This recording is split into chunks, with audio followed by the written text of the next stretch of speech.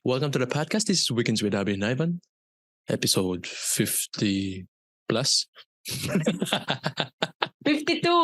Oh, 52. Ayun, parang ano na to, no? Tawag doon. Going pan na hindi ko alam yung episode natin. Halatang hindi ko chine-check. Hindi, nakakalimutan natin. Hindi. Ano yung topic natin last week? Is your job is worth it? No, is your job worth it? Ngayon, yung protagonist natin sa topic na to, na-realize niya na putang ina, ayoko na magtrabaho.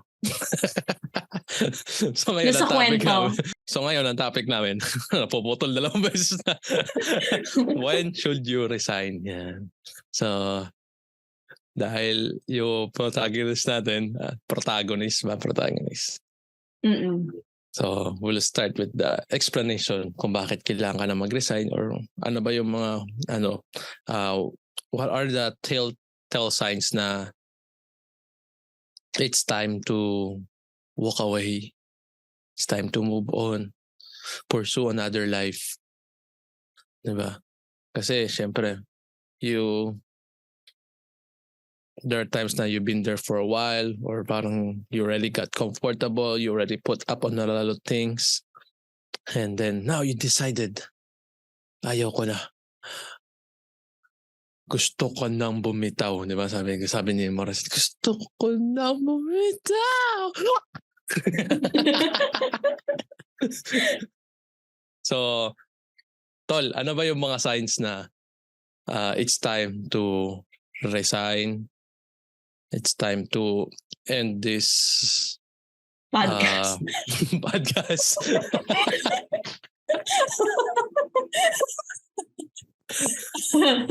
Okay. So, yung mga signs na yan is madalas mo na siyang nakikita or napapansin mo na siya way back before, pero hindi mo lang siya fino-focus. Kasi minsan sa tao, di ba, may times nakikita niya na yung signs what possible.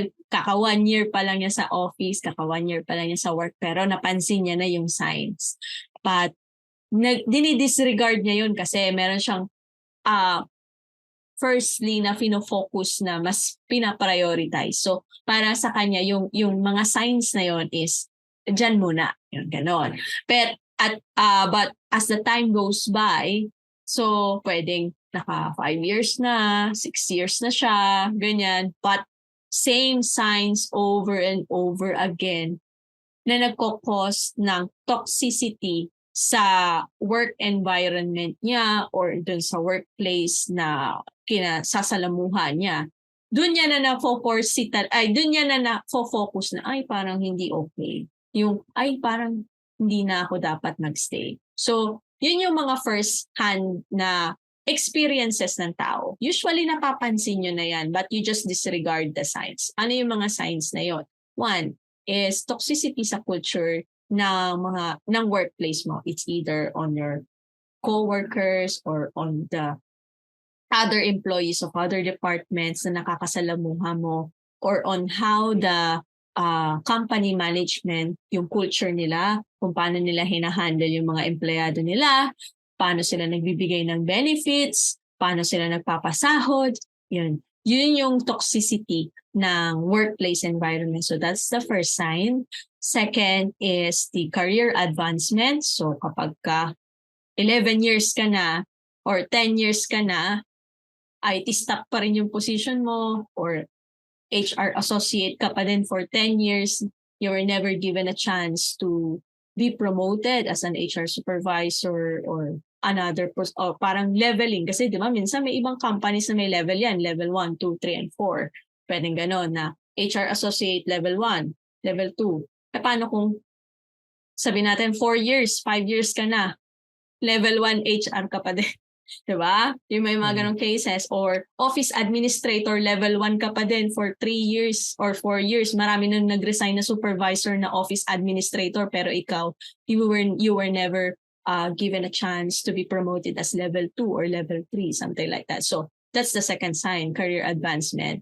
And third is, syempre, kapartner ng career advancement is the salary. which is yung compensation. If it is, yun nga, yung sa mga past episodes na we discussed, if the salary compensation or the package that you're receiving from the company does not meet the needs of your family or for yourself itself. So yun yung third sign. So yun yung mga major things na kailangan napapansin mo.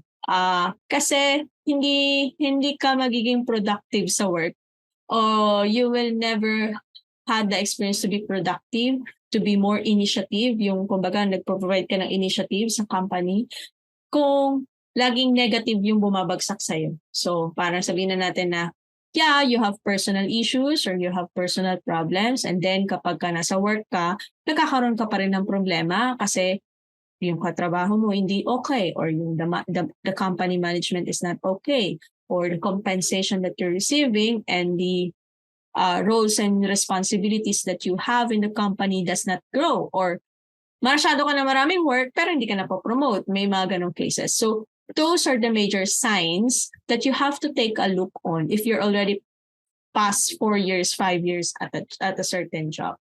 Ano na naman kinakatawa mo? Dagdag minutes yan.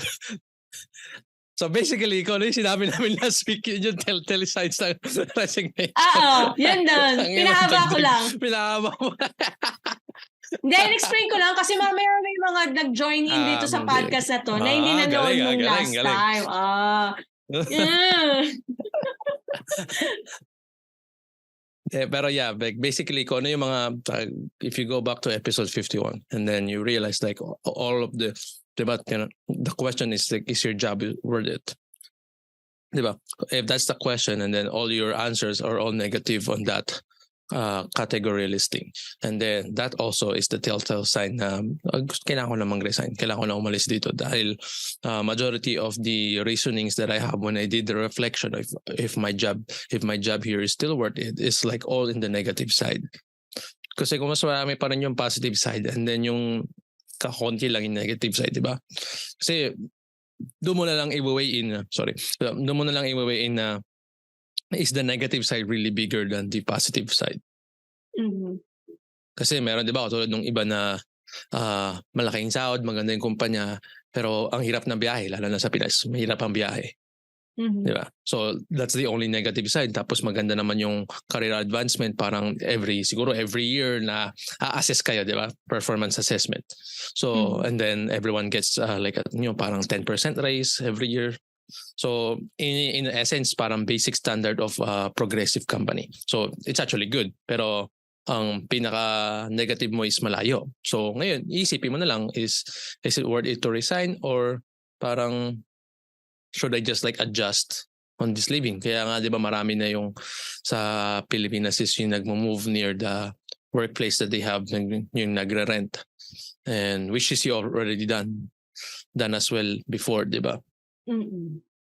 So in essence, dahil i-focus natin yung kasi gusto na niya mag-resign, di ba? Yung main character natin, yung MC natin, gusto na niya mag-resign.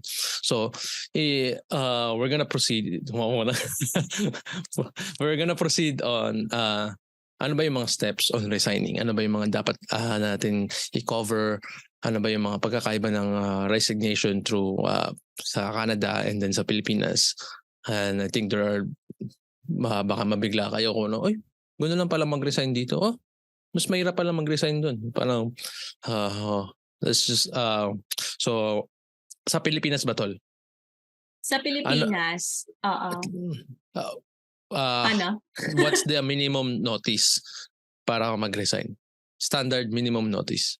Okay. So sa Pilipinas, kapag nag-resign ka, it's required for you, or the standard is to render a 30 days notice. So the day you announce or you inform your supervisor na you're resigning, you have to take 1 month or 30 days period to stay with the company before the last day. So kumbaga, kung example, kung March 31 ka nag-resign, you have to stay up until April 30 or May 1 para ma-render mo yung 30-day notice period. So yung 30 days, usually yun yung business days ng company. So hindi included yung rest days, or yung mga, yun, hindi included yung rest day doon. So, bakit? Kasi it gives time, sa Pilipinas to ha, ang reason kasi ng 30-day notice is it gives time for the company to find another replacement for you.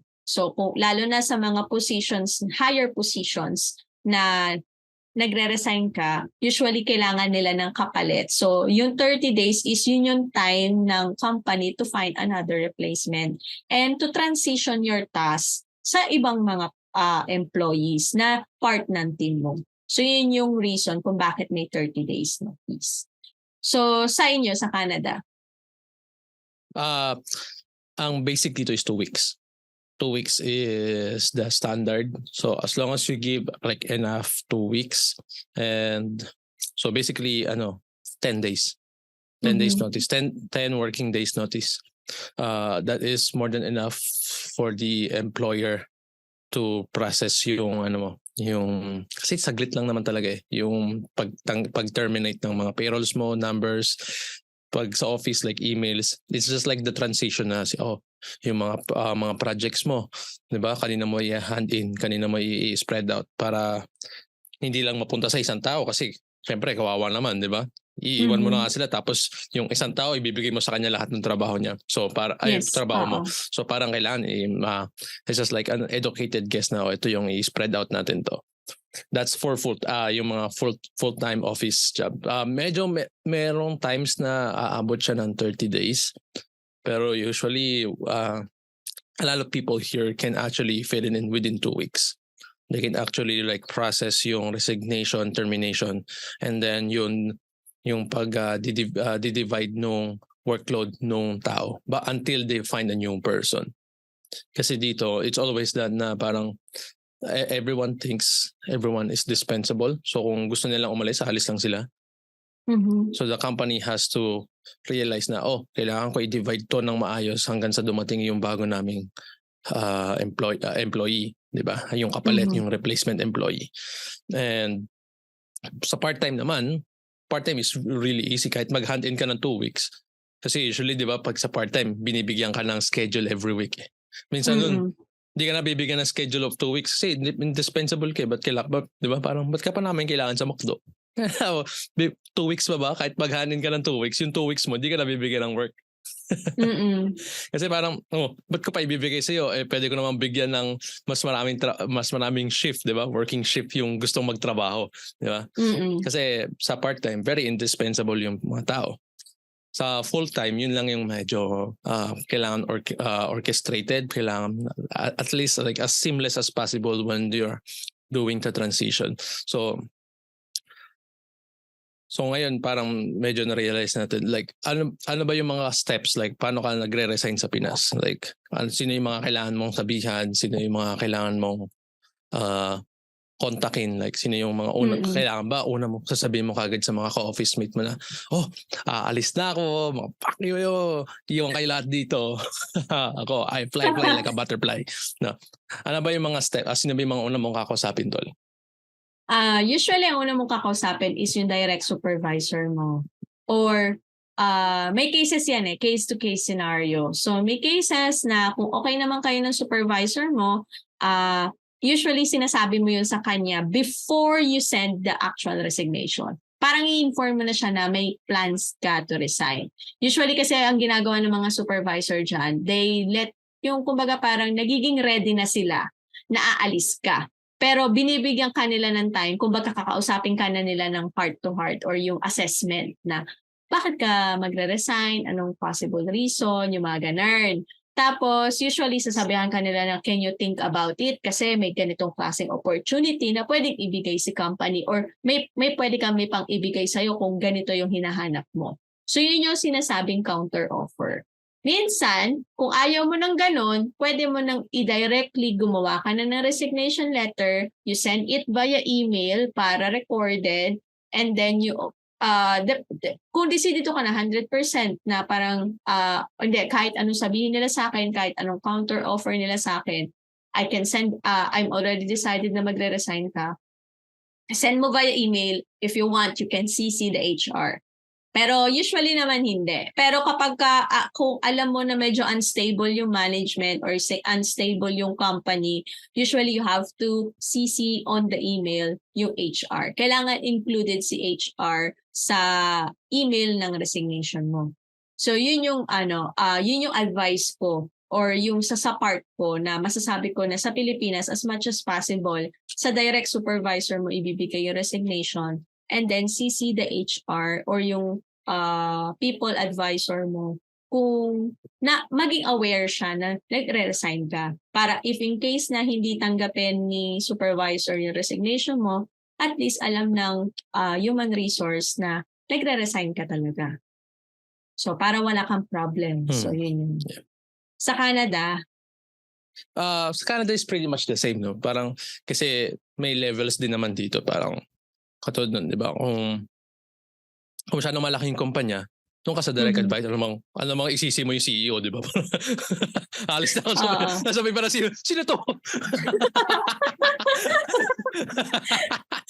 Di ba? Ba't sinisisi nito? Di ba? So, syempre, kung malaki yung kumpanya, usually sa direct advisor. Pero kung mga small firm, and then doon mo isisisi yung owner, di ba? Tulad na sa, kasi branch kami, di ba? Sa, nung nagtatrabaho sa theater, sa movie theater. Parang ang, sorry. Yung sa akin kasi printed eh. Hinyan-in ko yung resignation ko noon in resignation. paper. Yeah. And then, so direkta na kagad yun. Pero ano ko siya, pinrep ko siya na, I'm thinking of leaving. So, and then, he kind of knows already. So, he's kind of prepared about it. And then, binigay ko na, nung prepared na ako, then that's the time I actually give the resignation letter.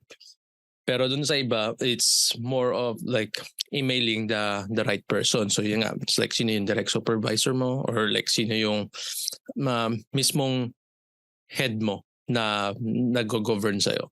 Kasi pag firm, di ba, minsan, malaki yung posisyon nila, pero dahil medyo hands-on sila dahil maliit lang yung kumpanya, sila yung magiging direct supervisor mo kahit parang owner sila.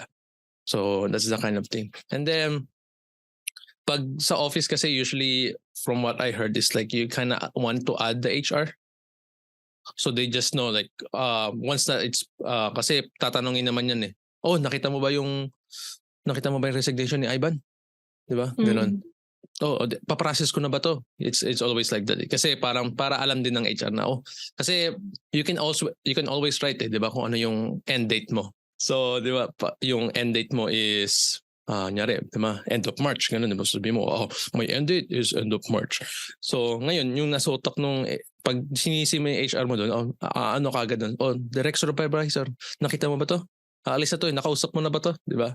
And then pag sinabi na, nakausap mo na yan. Sige, process mo na. Then ipaprocess na kagad nila. They can actually put it right away. Imbes na yung parang, kung magbibigay ka ng resignation letter, pag-usapan pa, etc. Tapos once nag-agreement, tsaka lang ipaprocess. And then lalang tatagal yung pag-resign mo. And what you want is like a smooth transition. No? So that's always what you want to go. And so doon na tayo papasok doon sa ano ba yung kasi siyempre di ba merong mga resignation na merong sama ng loob. Di ba? May parang isa kang traidor. Iniwan mo kami. Di ba? Para natin maiiwasan yung mga ganyan. Kasi parang it directs to compassion eh. So sa dito kasi nakapag-quit na rin naman ako sa mga trabaho, sa mga jobs. Pero there's always yung syempre yung asaran na iwan mo na kami, pero there's always a respect on people na he's moving into something good, he's moving into something better. Pero syempre magkakaiba tayo ng culture. And there are always people who harbor like yung parang hate na ba't ka alis? Okay naman tayo dito, di ba? Sanggip nga lang tayo sa gabi, di ba? Or like we're partying at night and then you're just leaving. So paano mo maiwasan yung mga ganong aspect? Ikaw ba kasi one of the main thoughts na tinuturo sa atin ni Father Dear is don't burn bridges pag lumilipat ka ng kumpanya as much as possible. Yes, that's correct. So, ito yung isa sa mga pinaka dapat kung may ite-take kayo na lesson dito about resigning. Kasi yung how to resign, how to make email resignation, it's all online, di ba? Pwede mo search na how to resign, ganun. Because that's what I did. That's what I always do anyway. Diba? Ita-type ko lang how to resign. Di ko naman kaya gumawa ng email template na English ng how to resign. So, maghanap ako ng email template sa tapos papalitan ko ng pangalan ko, di ba? Kung anong date, ganun. So, that's so easy to do. Pero, one of the main lessons that you might want to take from here is that you don't burn bridges when you're trying to move from one company to another. You always have at least as much as possible make it as a smooth transition na hindi lahat ng taong iiwan mo galit sa'yo.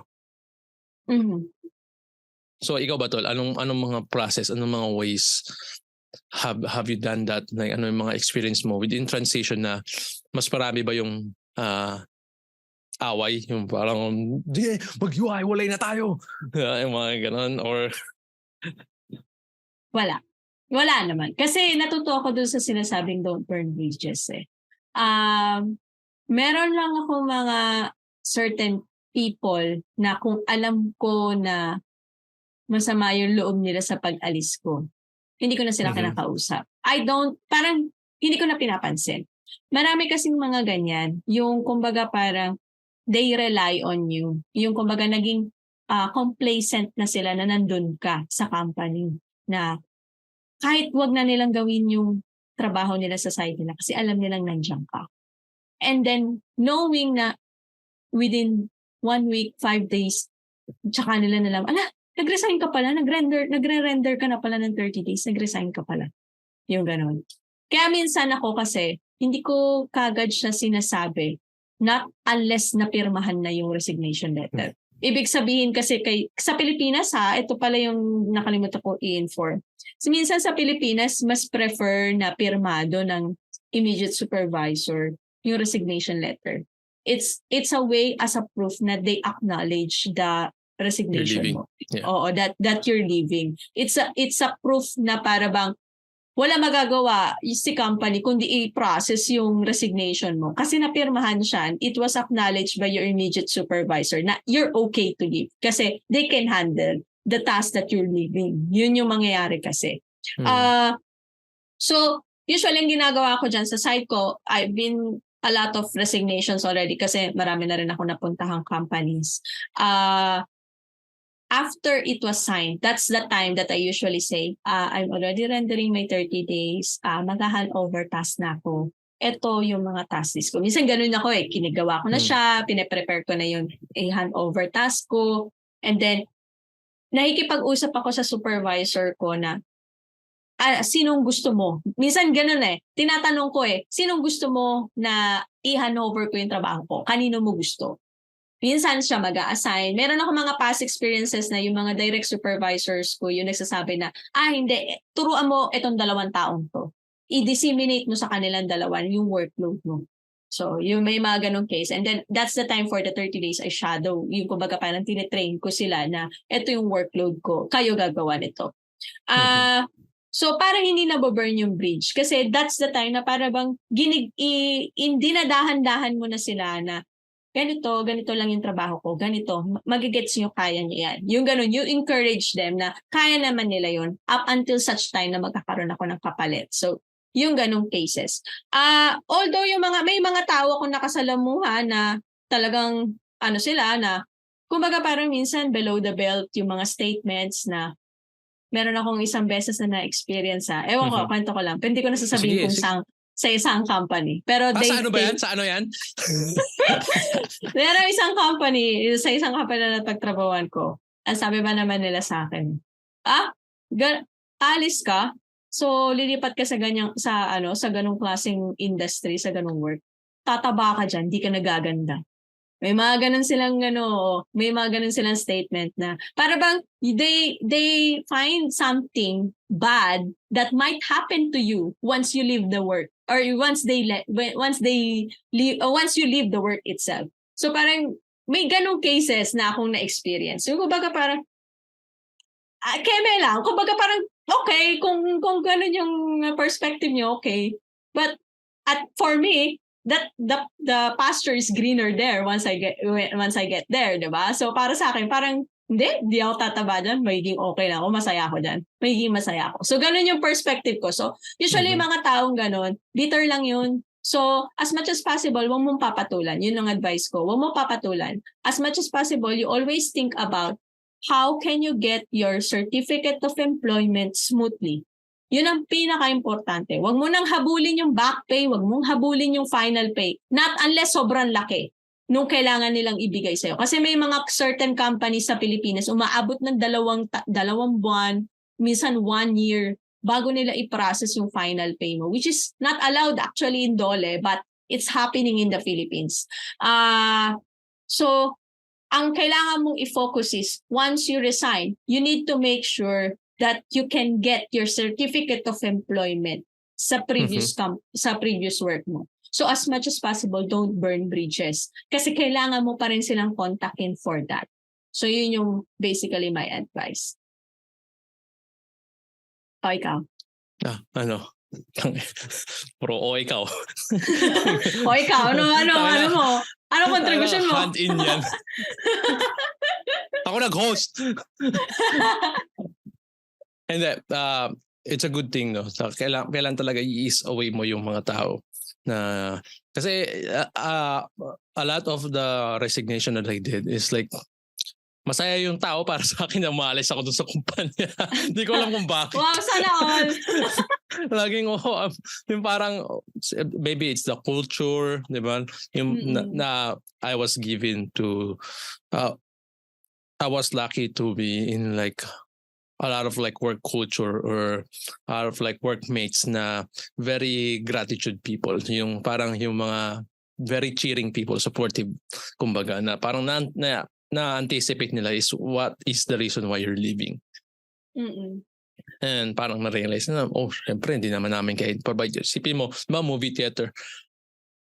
May isip mo, mabibigyan nila ako ng architecture career, di ba? Hindi naman, di ba? Kailangan pa rin ako umalis. So parang yung mga tao doon, it's like they get what are you going to, they get what are you trying to move into. So I was parang I was just lucky enough siguro, and then hindi rin naman kasi ako mas skandalong tao, so parang wala rin masyado na parang nagka-harbor ng galit. Or maybe di ko lang alam, di ba?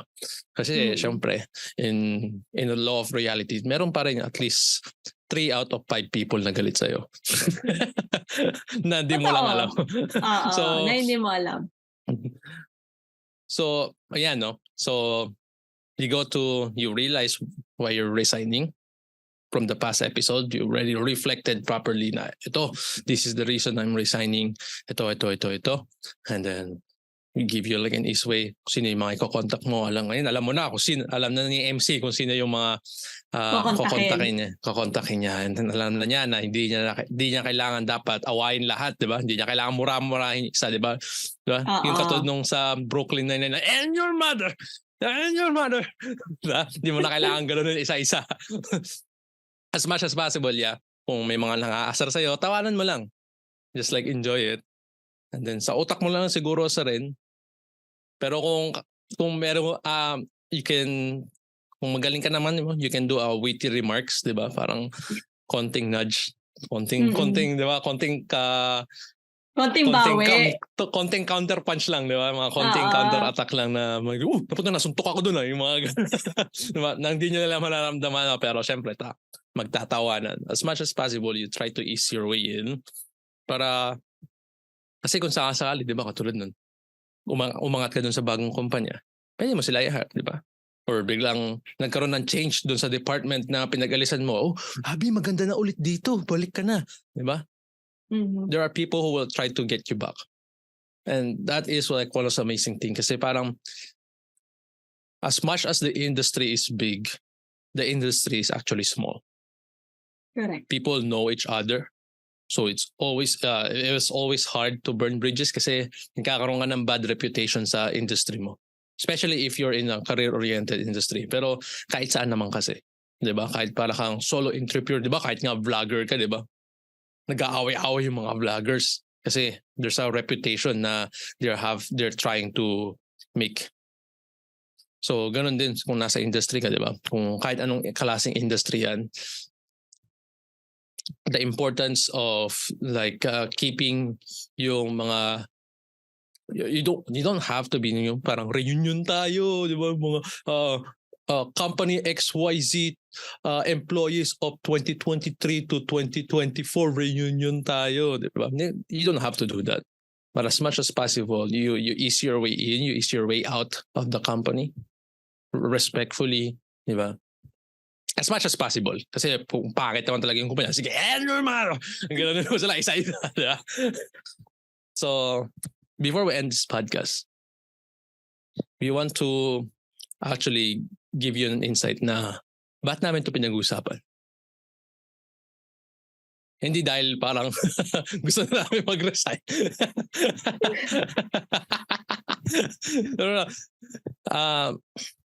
One of the overlooked things kasi is this. Kasi meron sa lahat, kahit sa Pilipinas, di ba? Half of, kasi lumaki kami sa OFW parents di ba? So, there's always like a hard part na hindi ako makapag-resign dito kasi para sa pamilya. Mm-hmm. And now, a lot of like the generation that we have, like we all always have the luxury to leave company. And it's a really like a good thing, to be honest, kasi this is how privileged the generation that we are right now. Na hindi ka nag-iisip ng yung para sa pamilya. Pero there is still people having that, especially yung mga breadwinner, di ba? Breadwinner. Na medyo hirap sila na gawin yun dahil nandun pa sila dun sa culture place na hindi sila makaalis basta-basta. But we're trying to like send this kind of like message na it's okay to leave as long as you know the reasons why you're leaving. And it's just like how you properly transition yourself out. Like how can you make it sound better that you're leaving people? Diba? It's not you, it's me. Diba? You're not the problem. Diba? Yung mga breakup lines nyo, memorizein nyo na kung gusto nyo umalis sa kumpanya. But that's the gist of it. Like we're trying, like yung age kasi namin, yung generation namin is already in the working culture. So we're already starting to have this experience, and we're kind of pretty sure that the people who are listening here are also in our same age. So, or maybe younger, I don't know. But we just hope now once you see this episode, you kind of like realize na, oh, okay, sige, alam ko na yung mga steps. These are the steps that I have to make if I'm leaving the job or not. We're not telling you to leave your job right now. Tama. Well, the advocacy is you actually reflect your things. Parang you do like every 6 months, quarterly reflection. That's every 4 months. Semi-annually reflection of like, maganda pa ba itong trabaho? Is there advancement or not? And then it is one of the biggest part of your adult life. And you want to enjoy it as much as possible. Thank you for listening to this podcast. This is Weekends with Abby and Ivan. Click like and subscribe. Subscribe. Like and subscribe, guys. Thank you. Bye-bye. Please like, comment, and subscribe for more episodes from us. Thank you, and see you guys next week. Bye!